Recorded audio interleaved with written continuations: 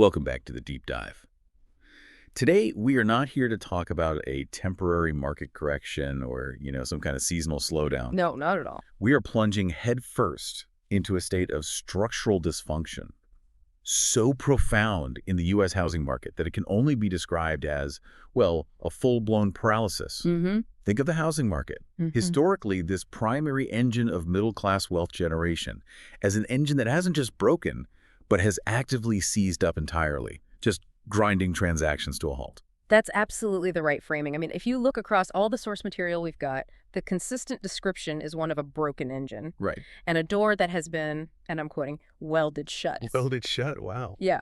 Our mission in this deep dive is really to unpack this specific brand of paralysis. This crisis, it stems from a really unique collision. Okay. You have, on one hand, this historic and incredibly rapid monetary tightening from the Federal Reserve. The rate hikes. Exactly. And that's colliding with a chronic, decades-long national shortage of actual physical housing supply. And the analysis of this really strange static market is heavily anchored by insights from market veterans like Steve Eisman. Right. He was, one of the few who correctly identified the speculative mechanics of the 2008 crisis. Yeah. And now he's sounding the alarm on a completely different kind of problem. And that's the core paradox here. It's so crucial for you to understand this. This is fundamentally not 2008. Okay, so let's make that distinction really clear. In 2008, the system failed because of massive speculative excess. It was fueled by loose credit standards, exotic derivatives. Too much money chasing bad assets. Precisely. Today, we have the opposite problem. We have this unique lock-in effect that has just killed market liquidity, even though the underlying debt is actually, pretty sound. Okay, so where does the data take us next? That lock-in effect, you said, has created a severe bifurcation in the entire economic landscape. Tell us about that divide. It's an economy that's really split between the haves and the have-nots. Right. The haves are the incumbent homeowners. These are the people who purchased or refinanced during that era of ultra-low interest rates, what we sometimes call the ZRP era. We should probably define that for clarity.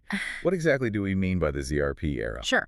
ZRP stands for Zero Interest Rate Policy. So this was basically the decade following the Great Financial Crisis. Right. The Federal Reserve kept its benchmark rate near zero to try and stimulate the economy, and that led to mortgages being available in the 2.5% to 4% range. Unbelievably low. Historically low. So these homeowners now hold fixed, cheap debt, and they're sitting on massive amounts of equity. They are, for the most part, insulated. And the have-nots. The have-nots are the new entrants, the renters, the first-time buyers, and they are facing prohibitive costs that make entry, mathematically impossible for many of them. Mathematically impossible. Yeah. They're trying to compete in a market where the cost structure is just completely disconnected from the labor market. So as a result, the market has ceased to be what it should be, which is, a liquid clearinghouse for shelter where transactions happen regularly. It has. It's functioning less like a market and more like a static repository of entrenched wealth. And it's inaccessible to the vast majority of new households. The single most defining metric of this whole dysfunction is housing affordability. Right. It has just plummeted to levels we have not seen since the extreme distress periods of the early 1980s. So you're talking about when Paul Volcker was forcing mortgage rates up toward, 15% to crush inflation? Exactly that period. And this structural affordability crisis, that is where we absolutely have to start our deep dive. Okay, let's dive into the scale of this affordability collapse then. When we look at historical norms, what was the foundational benchmark for a healthy market in the U.S., and just how far have we drifted from it? To really understand the deviation, you have to look at that benchmark. For decades, the generally accepted, safe rule of thumb was that a household should allocate approximately 25 to 30% of their gross monthly income to service the debt and the full carrying costs. So that's principal, interest, taxes, and insurance. The whole package. The whole package, PITI. Right. And that 25 to 30% range, that isn't just some arbitrary suggestion, right? It's Yes. a critical pillar of the U.S. economy. Why is keeping housing costs within that boundary so vital? It's absolutely critical for macroeconomic stability. If housing costs stay below 30%, it leaves the vast majority of a household's income available for everything else. Like discretionary spending. Discretionary spending, services, retail, education, savings. This is what fuels consumption and drives GDP growth. Right. When housing consumes too much, it just becomes a severe drag on the whole economy. It's like a consumption vortex, just swallowing up income that should be circulating through all those other sectors. Okay, so that's the historical norm. Where are we today for an entry-level buyer who's just trying to purchase that median-priced home? Well, the shocking new reality is that the required allocation of an entry-level household's income to cover all of that, P&I, taxes, and insurance, has surged to approximately 60%. 60%. 60. And this isn't a regional anomaly like just in California or New York. This is a national statistical average. This figure is a historic outlier that just signals a fundamental system breakdown. 60%. So that means the housing cost alone consumes more than half of a new buyer's gross paycheck. Oh. What context do the sources give us for just how bad this number is? The sources make it really clear that this figure actually surpasses the peak unaffordability we saw during the notorious housing bubble of 2006-2007. So it's worse now than it was at the peak of the last bubble. Worse. Back then, prices were obviously inflated by speculation. This level of strain is comparable only to the most distressed periods of the late 70s and early 80s. The sources are pretty definitive. This strain just cannot be maintained by the working population without massive societal repercussions. Okay, so if housing costs are 60% of income, what is the practical implication for someone who's trying to secure a mortgage? I mean, does this just mathematically exclude them? It creates an ironclad mathematical barrier to entry, and we need to introduce a key term here, DTI, or debt-to-income ratio. Right. Standard mortgage underwriting guidelines, particularly those set by Fannie Mae and Freddie Mac, they typically cap a borrower's total DTI at around 43 to 50%. And that's total debt, right? Not just the house. Right. That means the sum of all their monthly debt payments, student loans, credit cards, auto loans, and the proposed housing payment cannot exceed half of their gross monthly income. So if the housing payment alone is 60%, they're DOA. Precisely. A median earner cannot, by definition, qualify for a conventional mortgage without some kind of significant outside intervention. They're mathematically excluded from the market. So what are the only paths left? The only pathways remaining are, well, a massive sudden increase in income, which is unlikely for most. Right. Or, and this is happening more and more, relying on significant accumulated wealth. Maybe a down payment gifted through intergenerational transfers? The bank of mom and dad? Exactly. And this is why the sources conclude that home ownership is transitioning from, a meritocratic milestone, something you could achieve through your labor, into a hereditary privilege. That distinction between a milestone and privilege is pretty sobering. Let's look at this income price decoupling. Give us the concrete numbers that really demonstrate the gap between the labor market and the asset market. The required income data is just devastating. The median household income that's necessary to purchase the median-priced home in the U.S., the home that kind of dictates the market, has risen to approximately $124,000. $124,000 needed. Okay, what is the reality of the American labor market? What do people actually make? The actual median household income in the U.S. currently hovers somewhere between $79,000 and $88,000. So if we take the lowest end of that range, we're looking at a structural chasm of nearly $40,000 between what the market demands and what the median family actually earns. It's a huge gap, and it's structural. It can't be closed by, minor budget cuts or skipping lattes. No, this is fundamental. It's a fundamental misalignment that really accelerated under the cheap money policies of the last decade and then just solidified under the rate shock. And we can actually see this exclusion happening in real time through the market data. The National Association of Realtors, the NAR data, it confirms that only higher earners are successfully transacting. Absolutely. The NAR data basically proves the gentrification of the home buying process. The median income of actual successful home buyers has climbed significantly. It's hit $109,000. So that tells you right there who is able to buy. It confirms that the market is selecting exclusively for the top third of the income distribution. The median house is just no longer accessible to the median family. It's reserved for dual high-earner households or, again, those who have successfully monetized pre-existing wealth. So beyond the principal and interest payment shock from the high rates, you also highlighted this silent inflation, the auxiliary carrying costs of property taxes and insurance.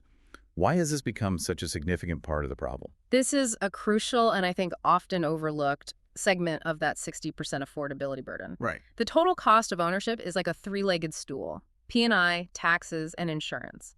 And the latter two, taxes and insurance, have been undergoing the significant rapid inflationary period. They're rising faster than general CPI inflation. And historically, these were a pretty stable and minor line item, right? Exactly. Historically, these auxiliary costs consumed around 5% of an entry-level income, say, before the year 2000. And now? Today, they consume approximately 7% of entry-level income. Now, 2 percentage points might not sound like a lot in isolation. But when a buyer is already struggling to meet a 50% DTI cap, this 40% relative increase in their auxiliary costs is often the final straw that just breaks the camel's back. It makes the math impossible. Let's break down the drivers then, starting with property taxes. Why are they surging? Property taxes are surging primarily because of municipal reassessments. Local governments, they're facing their own inflationary pressures. So their costs are going up too. Higher costs for everything from diesel for snowplows to salaries for teachers and police officers. So to meet these budget demands, they're aggressively reassessing residential properties to capture the massive nominal price appreciation that happened between 2020 and 2022. So even if I have a low fixed-rate mortgage that I got years ago, my overall monthly payment is still going up because my property tax bill has gone up dramatically. That's correct. Your monthly escrow requirement, that portion of your payment that's dedicated to taxes and insurance, is spiking. And that's a surprise for a lot of people. It's a huge surprise, variable cost hitting people who believed their housing expenses were locked in for 30 years. It creates tremendous financial stress for retirees and people on fixed incomes, even if they have substantial home equity. And the second component, insurance, seems to be undergoing a nationwide crisis of its own. It is a fundamental repricing event. It's being driven by a combination of factors. First, you have the increased frequency and severity of climate events. So we're talking wildfires out west. Wildfires in the west, severe hurricanes and coastal flooding in the southeast, and a really sharp rise in what the industry calls convective storms across the Midwest. Okay, what exactly are convective storms? That sounds like specialized jargon. It is an insurance industry term, but it's critical to understand. Convective storms refer to severe weather events that are driven by rising heat. So think intense thunderstorms, large hail, straight-line winds, and tornadoes. These localized but really devastating events are becoming more common, and they're leading to higher claims frequency in areas that weren't traditionally considered high risk, like parts of Texas or Colorado. And second, it's not just the storms, it's the cost to repair the damage. Exactly. Replacement cost inflation has just surged. That's due to labor and material shortages. It costs significantly more to repair a roof or replace a damaged structure today than it did just 5 years ago. So the insurers have to raise their premiums. They have to raise premiums dramatically just to cover their exposure. In some high-risk markets, insurance is no longer a trivial annual fee. It's become a major monthly burden that can actually rival the interest portion of the mortgage payment. So the overall total cost structure of home ownership is becoming dangerously unstable, even for current owners. These auxiliary costs are a substantial, variable rate liability attached to what we all once considered a secure, fixed-rate asset. It really highlights the pervasiveness of the structural stress. The affordability burden isn't just about high rates, it's about a fundamentally rising total cost of ownership that is squeezing the market from all sides. Okay, so that's the buyer side of the equation. Right. Now that we've established why buyers are mathematically excluded, that 60% affordability threshold, we have to transition to the mechanism that explains why the supply of existing homes has just evaporated. This is the lock-in effect. This is the lock-in effect, and it's tied specifically to the unique nature of the American 30-year fixed-rate mortgage. And this is where the U.S. market is a true global outlier. I mean, most of our listeners in other parts of the world, like Canada or the UK, they have mortgages that regularly reset to current market rates. That's the key contrast. In most global markets, if the central bank hikes rates, the entire housing stock eventually reprices. The housing market becomes expensive for everybody, pretty much, regardless of when they bought. But not in the U.S. No. The U.S. 30-year fixed-rate model allows homeowners to lock in their cost of capital for 3 decades.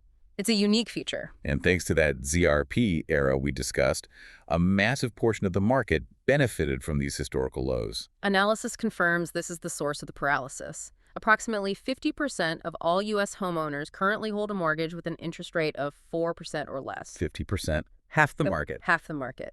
And within that group, a really substantial cohort has rates below 3.5%, some even below 3%. So when the Fed rapidly hiked rates, these low-rate mortgages became these incredible financial assets. They absolutely did. When market rates surged to, say, 6.5% or 7.5%, the debt itself transformed into what we call the golden handcuffs. Right. The homeowner is essentially receiving an enormous non-transferable subsidy from the financial system. I mean, to service $500,000 of debt at 3% instead of 7% is a staggering monthly savings that is economically irrational to give up. Let's run the numbers on the replacement cost calculus. I think that makes the argument perfectly clear just how big that penalty for moving is. Yeah, let's use the exact example from the source material. Imagine a family. They own a home. They have a $500,000 mortgage locked in at 3.5%. Okay. Their principal and interest payment is roughly $2,245 per month. That is an incredibly comfortable, low cost of shelter. Now, let's say they need to upsize or maybe relocate for a job. They go across town, they find an equivalent house, and they have to take out a new $500,000 mortgage at the current market rate, let's say 6.75%. The math instantly paralyzes them. Their new monthly P&I payment jumps to approximately $3,243. That's an increase of almost $1,000 a month. Almost $1,000 a month. It's a 45% spike in their debt service costs. And what do they gain for that $1,000 a month? Zero. Zero housing utility. They aren't getting a bigger house. They're not getting a better location, not a better school district. They're simply paying $1,000 more every single month to the bank for the privilege of changing their mailing address. When you put it like that. I mean, to put that $1,000 in perspective, that's a serious annual family vacation, or 2 years of car payments, or a massive boost college savings just forfeited to the bank's interest expense line. It is an economic penalty that no rational, non-distressed person would willingly absorb. They are financially incentivized to stay put, even if their house no longer fits their family's needs. Exactly. They won't move unless they're forced by severe life events, divorce, death, or a mandatory job relocation that they just can't turn down. And this reality, this leads us directly to Steve Eisman's critical analysis of the current buyer-seller standoff and the required price correction. Yes. His analysis is key here. What was the magnitude of the price correction he calculated was necessary just to make the economics work for the buyer? Eisman calculated the economic parity point. For a buyer with today's high mortgage rate, let's use 6.25% to achieve the same monthly payment as a seller who's sitting on a 4% mortgage. Right. The nominal home price would need to decline by approximately 25%. 25%. That figure. That is the core reason for the paralysis. It defines the entire chasm. It summarizes the dilemma perfectly. The buyer cannot afford the house at the current price with today's interest rates. It's just too expensive. Meanwhile, the seller? The seller is under no financial duress whatsoever. They have cheap debt, they have strong job security in this economy, so they cannot afford to sell the house at a 25% discount. That would just wipe out years of wealth accumulation and equity gains. So the result is a complete collapse of inventory. Inventory paralysis is the consequence. Existing home sales, which historically dominate the transaction volume in the market, have fallen to multi-decade lows. So the churn has stopped. The necessary market churn, the movement of people from starter homes to family homes or family homes down to empty nester homes, it has stopped entirely. People are trapped in financially viable but often functionally inappropriate houses. And this paralysis, it distorts classical economics. I mean, typically, high rates crash prices. Why are prices not crashing now? Because the supply of homes available for sale has fallen even faster than demand has. So even though affordability is completely crushed, there are fewer people willing to sell than there are people hoping to buy. This scarcity, created entirely by the lock-in effect, acts as a firm structural floor under home prices. So it prevents the deep nominal correction that high interest rates would normally trigger. That's exactly right. And this is why it's not a bubble waiting to pop, but a market that's been welded shut. Okay, so the lock-in is the acute problem, the thing caused by the Fed's actions. But the structural issue, the chronic illness that actually precedes the rate shock, is the physical housing shortage. How big is this deficit, and what were the fundamental economic mistakes that allowed the U.S. to spend a decade just not building enough homes? The consensus among economists and real estate bodies is that the shortage is massive. The estimates differ a bit depending on whether you're just counting the vacancy gap or if you include what's called suppressed household formation. Okay, give us the spectrum of those estimates just to show the scale of the problem we're dealing with. The more conservative estimates, like those from the National Association of Home Builders, the NAHB, they suggest a gap of roughly 1.5 million units. Okay. Then you have Freddie Mac. They factor in suppressed household formation. So that's all the young adults living with their parents or with roommates who would otherwise form their own independent households if they could. Right. Their estimate puts the shortage closer to 3.8 million units. And what about the most alarming figures, the ones used by analysts like Eisman and the NAR? The most encompassing figures suggest a shortage upwards of 5.5 million homes. 7.5 million. Yeah. And this figure is derived from a pretty simple time series comparison. You look at the actual housing starts recorded from 2010 through 2020, and you compare that to the historical average of starts that prevailed between, say, 1968 and 2000. For an entire decade, housing production just stagnated severely while the population continued to grow rapidly, creating this unprecedented structural deficit. So why did the faucet turn off after 2008? You mentioned industry PTSD.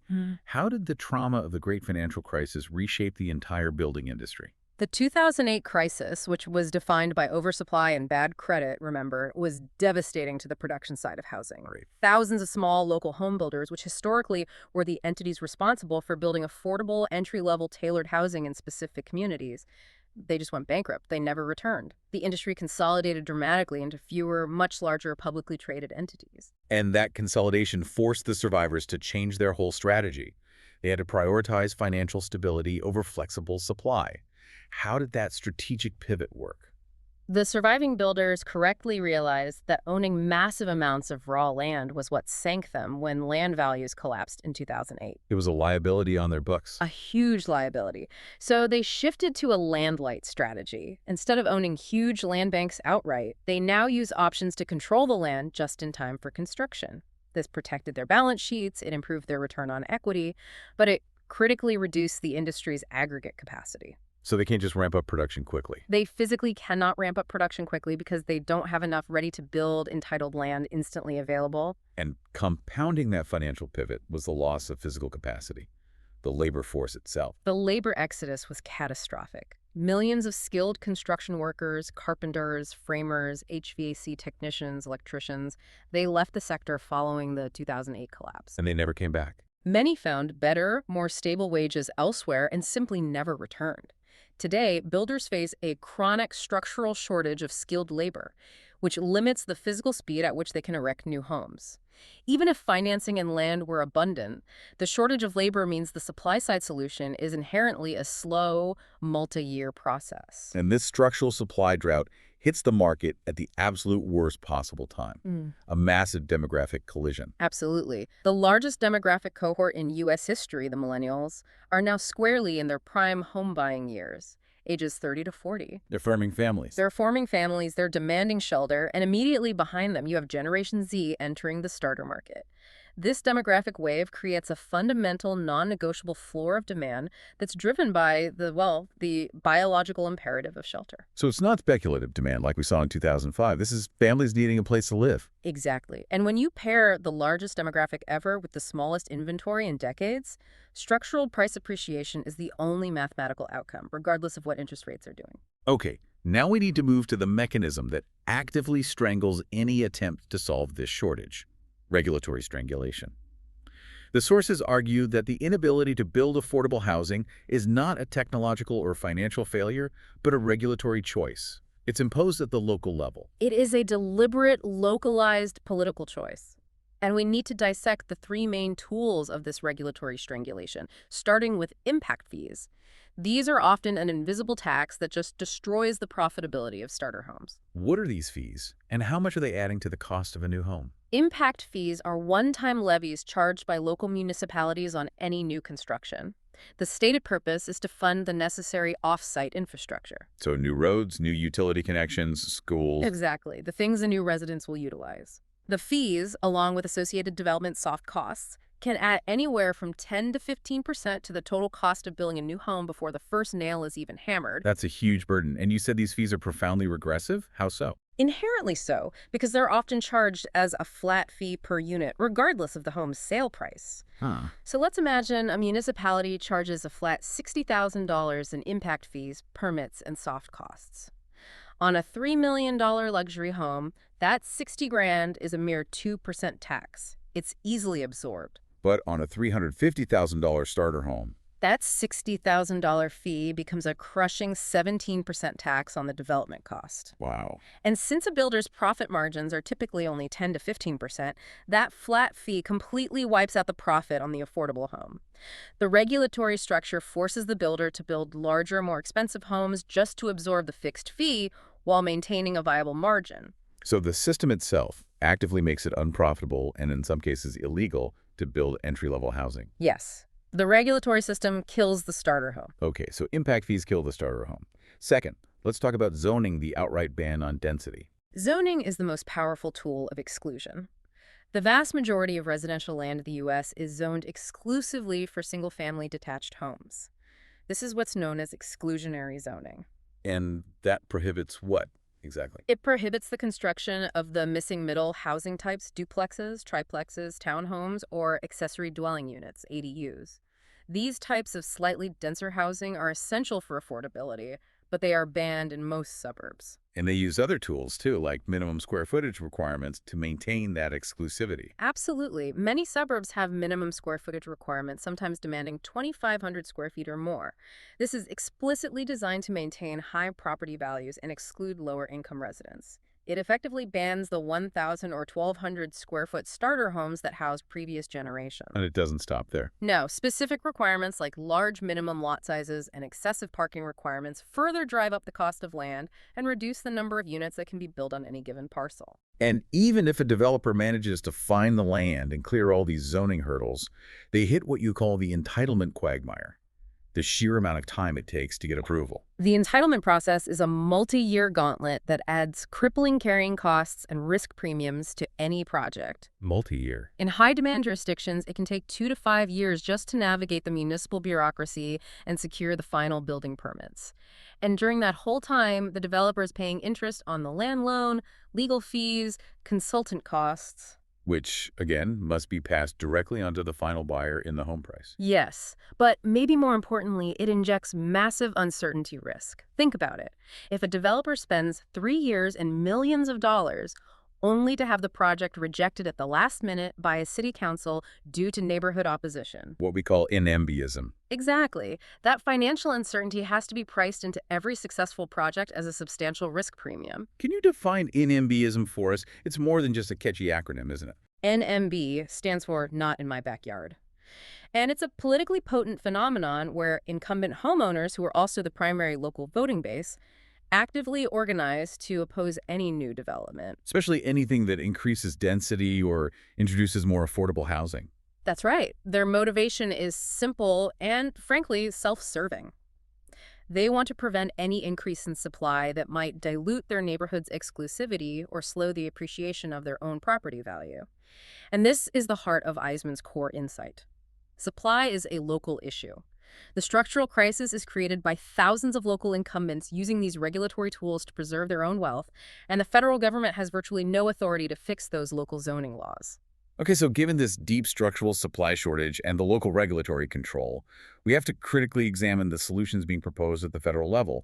Why are political demand-side fixes so counterproductive, maybe even dangerous, in this specific market environment? Well, the central analytical conclusion is that you simply cannot solve a problem rooted in physical supply constraints by injecting more money into demand. The sources are absolutely clear on this. Right. Subsidizing demand when supply is fixed is functionally inflationary, and it worsens the crisis for the very people it is intended to help. Let's start with a highly popular political proposal, providing significant down payment assistance, DPA, something like a $25,000 grant for first-time buyers. I mean, it sounds helpful on the surface, but why is it inflationary? It acts as an inflationary accelerant because of the mechanics of limited inventory. In a frozen market with a severe housing shortage, giving every buyer 25 grand does not create a single additional house. No, of course not. Instead, it simply increases the purchasing power of all the competing buyers, allowing them to bid $25,000 more for the exact same limited number of available homes. So the buyer's budget goes up, but the supply doesn't. So they just bid each other up. Exactly. Economic theory dictates that in a supply-constrained environment like this one, the subsidy is almost entirely captured by the seller in the form of a higher final sale price. So the buyer ends up paying the same high monthly cost they would have otherwise. The buyer is no better off, the seller gets richer, and the taxpayer absorbs the cost of the subsidy. It inflates nominal prices without moving the needle one bit on true affordability.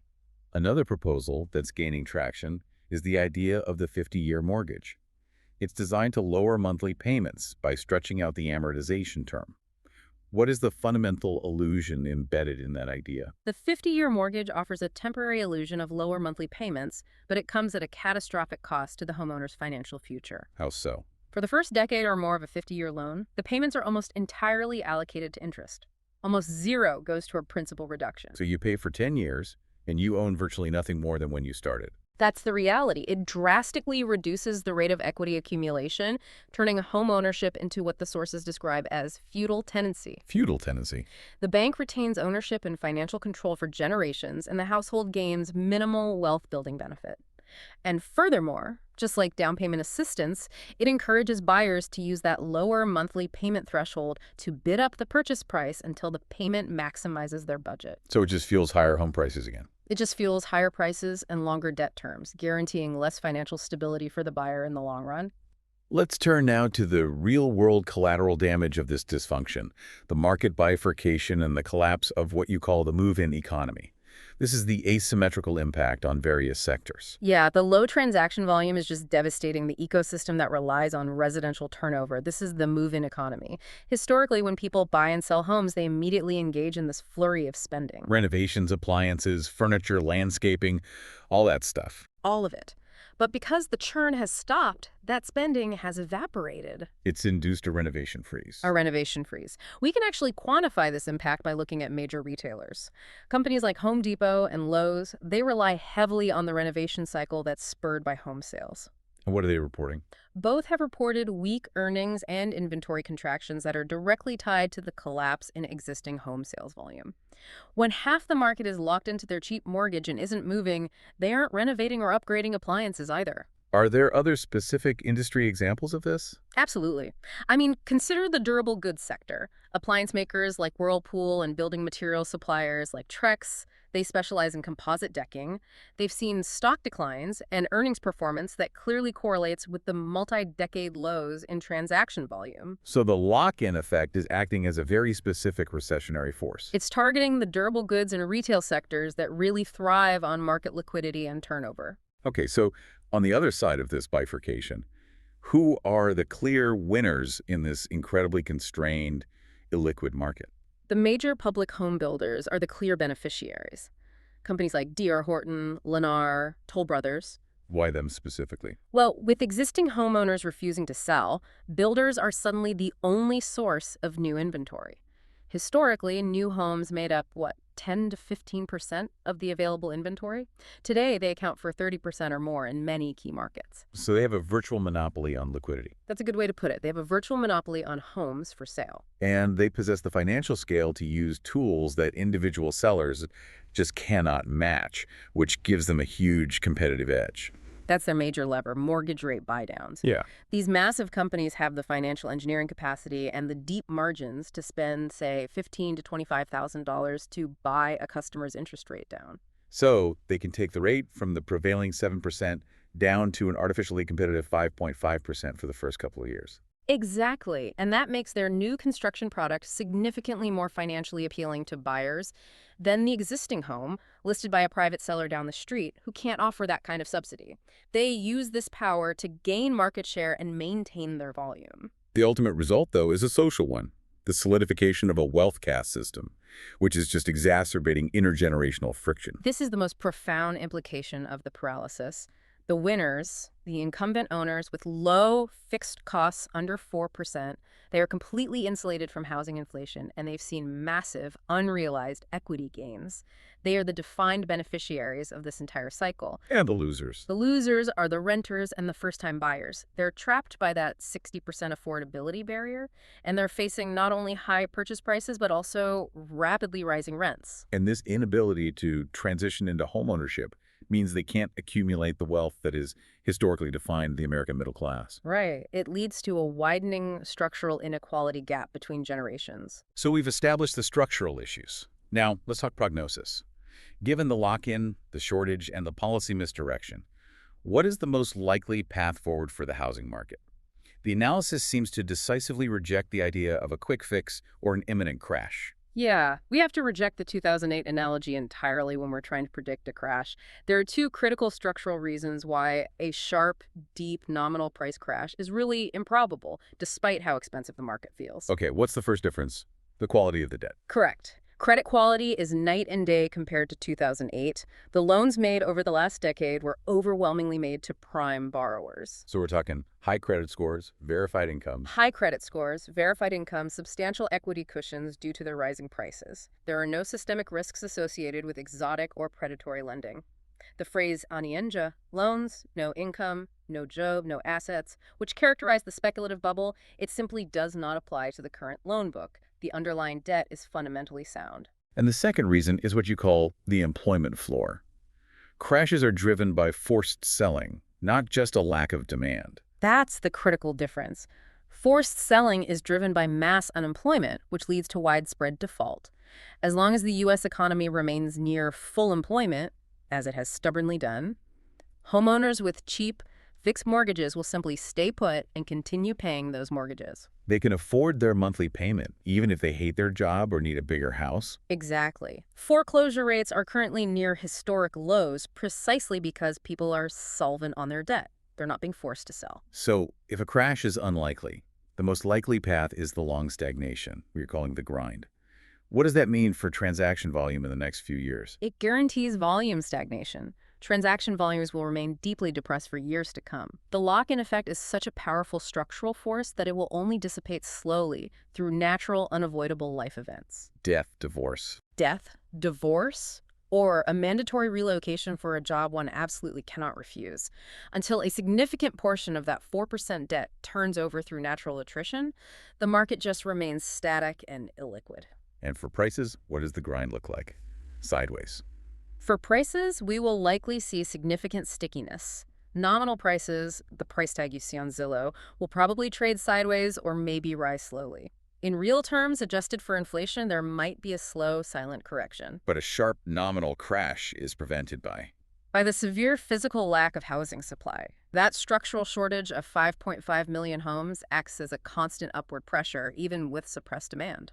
So the structural crap really means the market has to slowly acclimatize to the fact that the era of cheap sub 4% money is gone and 6 or 7% rates are simply the new normal cost of capital. That's the final synthesis. The U.S. housing market is paralyzed by this perfect storm. You have the monetary shock from the Fed, the physical neglect of chronic underbuilding, and the regulatory sclerosis of local zoning and fees. So it's not a bubble waiting to pop.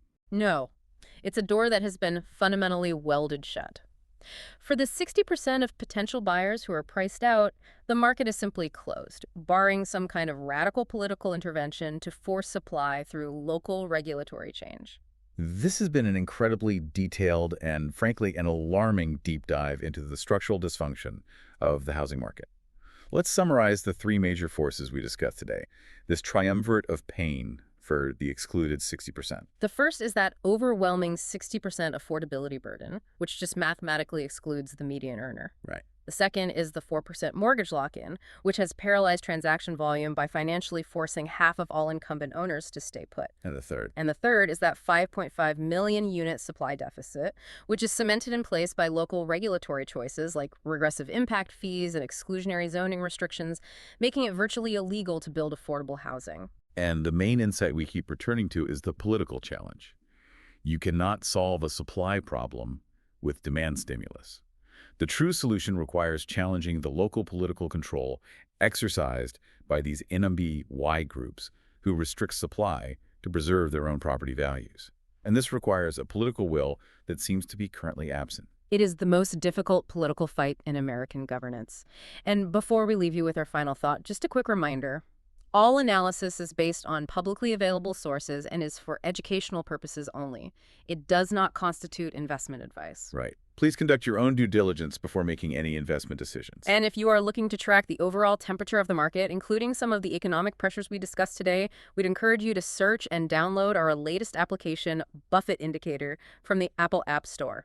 It's a great way to monitor that macroeconomic pulse daily. And if you want to access more advanced content and listen to our full deep dives on these critical topics, welcome to join our Deep Value Club membership. Or subscribe to us on Apple and Spotify podcast channel, Deep Value Investing. Absolutely. We encourage you to check those out. Now, for the final provocative thought to leave you with, something to mull over that really builds on the severity of this crisis. Okay. The market dysfunction we have detailed today has solidified a wealth caste system, and it's severely exacerbating intergenerational friction.